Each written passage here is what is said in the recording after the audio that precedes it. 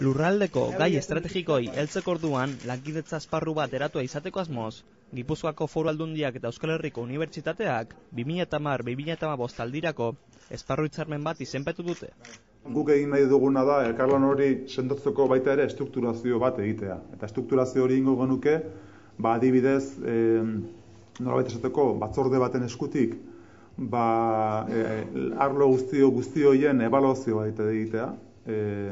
Urtero, ekimen berriak behar den bezala aztertzea, ebaluazio bat egitea, eta nola edo hala esan proiektatzea gure lana etorkizunari begira, indar askoz ere handiago batekin. Hitzarmen honetan, jarduera edo konpromiso berriek eskatu ala, hitzarmen espezifikoak egingo dituzte.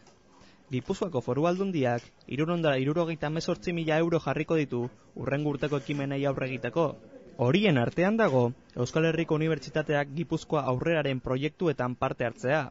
Besteak beste, Gipuzkoako gizarte berrikuntzako zentroa implementatzen eta martxan jartzen.